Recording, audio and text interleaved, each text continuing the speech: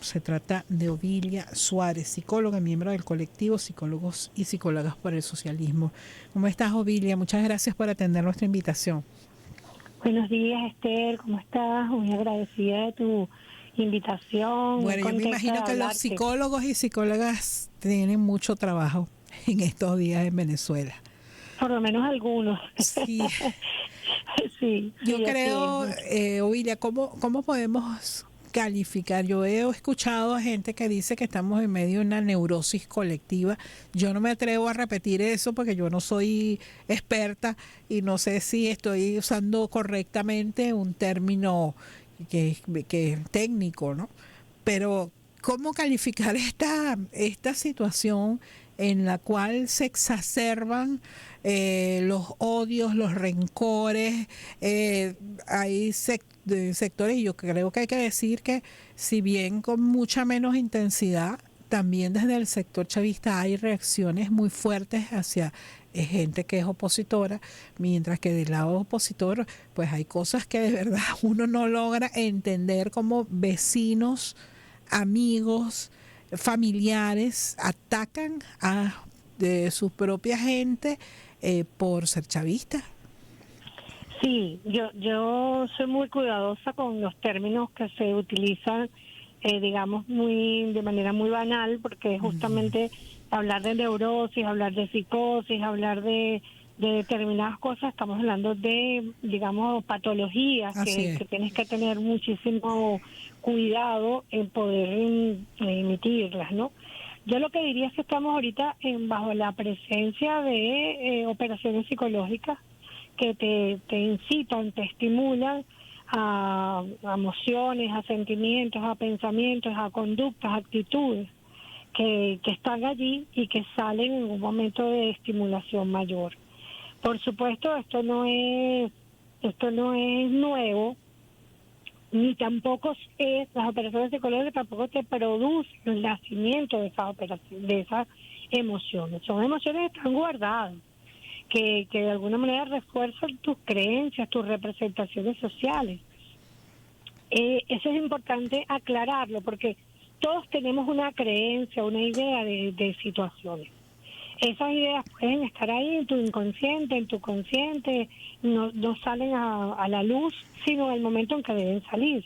Entonces, si tú tienes la creencia de que una persona es mala, en algún momento determinado tú lo vas a demostrar con una conducta de esa persona, o simplemente vas a justificar una acción porque tú crees que realmente es mala. Entonces, ante una información masiva, sistemática, muy bien preparada, planificada, que te cambia esas emociones, que te exacerba las emociones y algunos miedos, algunos sentimientos y emociones, son exacerbados, obviamente se va a responder como el organismo puede responder.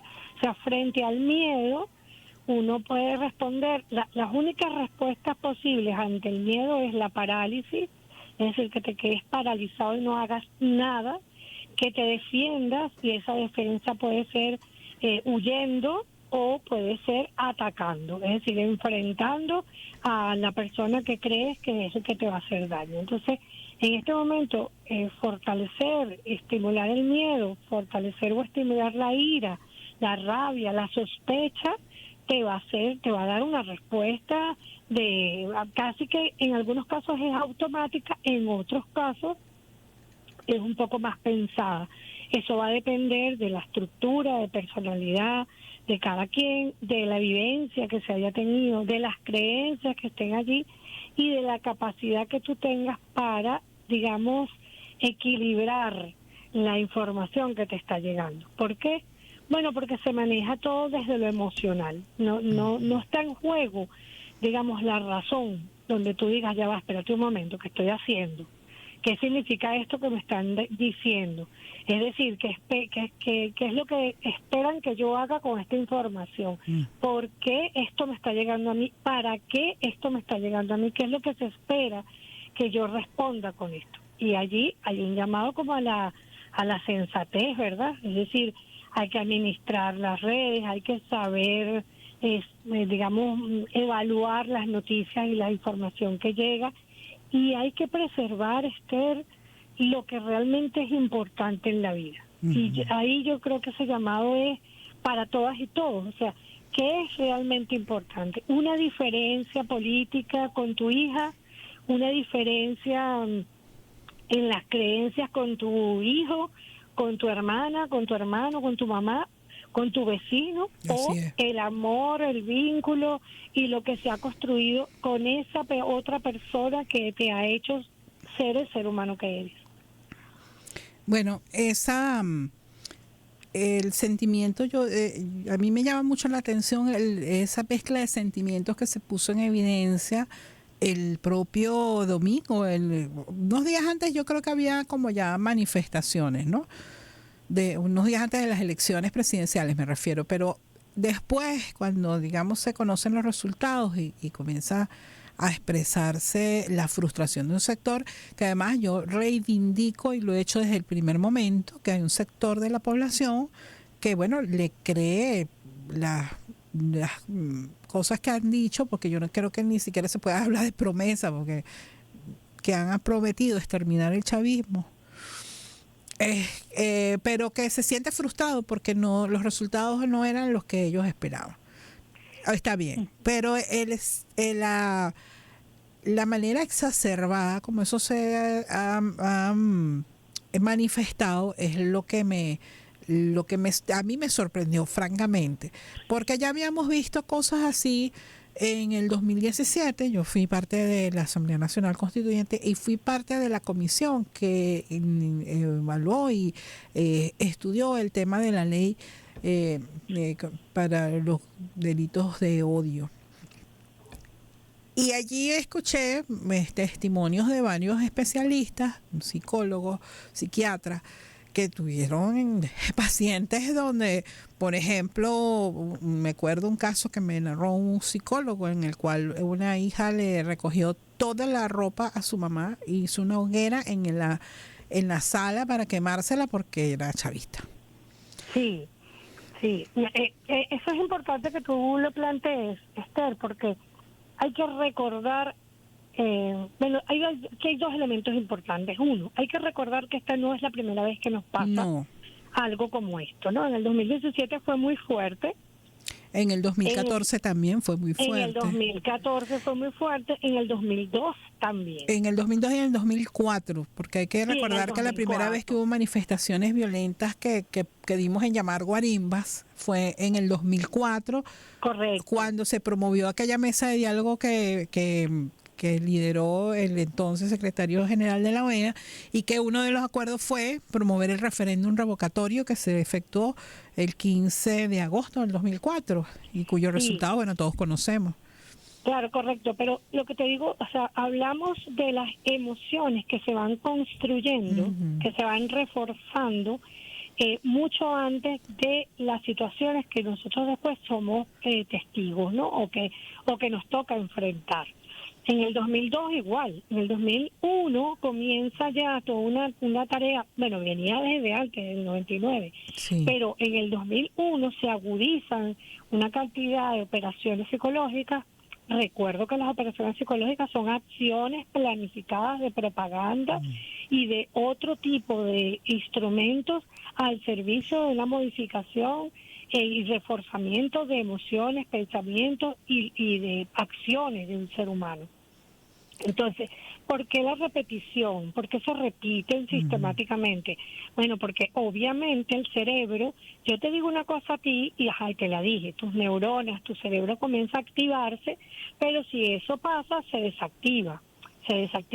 La repetición permanente de esa información que además se refuerza en una realidad que en este caso hoy en día puede ser una realidad virtual, pero puede ser una realidad real, como ha ocurrido en otros momentos de la historia, y eso se convierte en una creencia. O sea, una información pasa a ser una creencia.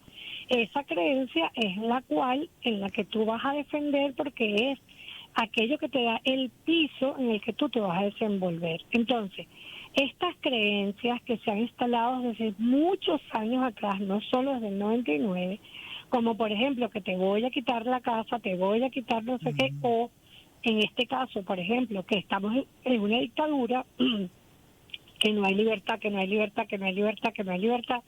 Bueno, cuando te prometen que por fin llegó el momento de la libertad y esa libertad no llega, tú vas a sentir una gran frustración. Todo lo que tú vayas a obtener en la vida que no alcance te puede generar frustración. El asunto es cómo se maneja. Hemos estado trabajando un poco mostrando cómo los diferentes tipos de violencia aparecen en el ser humano. Todos podemos ser violentos en algún momento como manifestación de la ira. Eso puede ser masivo, o sea, colectivo o individual. Va a depender justamente de cómo se maneja en esa sociedad.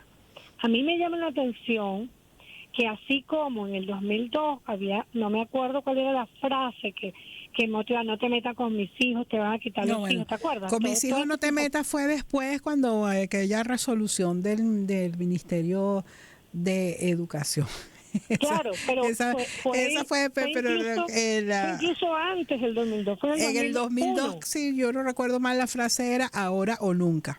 Ajá, entonces, fíjate tú que son frases que te van a reforzar, digamos, algunos imaginarios, algunas representaciones sociales. La campaña bien sui generis de estas elecciones presidenciales por parte de la oposición tenía una frase que a nosotros la psicología nos llama mucho la atención, que es una frase que decía, vamos a ganar y vamos a cobrar. Uh-huh. ¿Eso qué significa? Significa que un sector de la población que son, digamos, simpatizantes, militantes del chavismo, le deben algo a ese sector. ¿Qué le deben a ese sector? Entonces, esa pregunta tiene que ver con qué es lo que durante todos estos años te han dicho que el gobierno revolucionario y sus partidarios te han quitado. Cuando eso está instalado allí, tú lo que vas es a defender aquello o vas a vengarte frente a aquello que te quitaron. Vas a reaccionar vengándote o compensando aquello que te hicieron. Y eso es motivar y estimular la violencia. ¿Qué va a pasar con el estímulo a la violencia? Bueno, va a haber una violencia que se va a manejar, digamos, pegándote un grito, tú, chavista, de lo que quieras, Uh-huh. y ya liberaste tu ira y te sentiste muy orgulloso por eso, y luego vienen diferentes tipos de violencia, cada una más fuerte, donde a veces se requiere buscar a aquella persona que vive de la muerte, que son los que se compran, son los paramilitares, son agentes del narcotráfico, son gente que vive, digamos, en torno a la muerte, a la destrucción del ser humano. Esas personas se compran y hacen focos de violencia muy fuertes. ¿Qué pasa con eso? Estimulan, por supuesto, también que se manifieste cualquier tipo de ira en diferentes niveles de manifestación.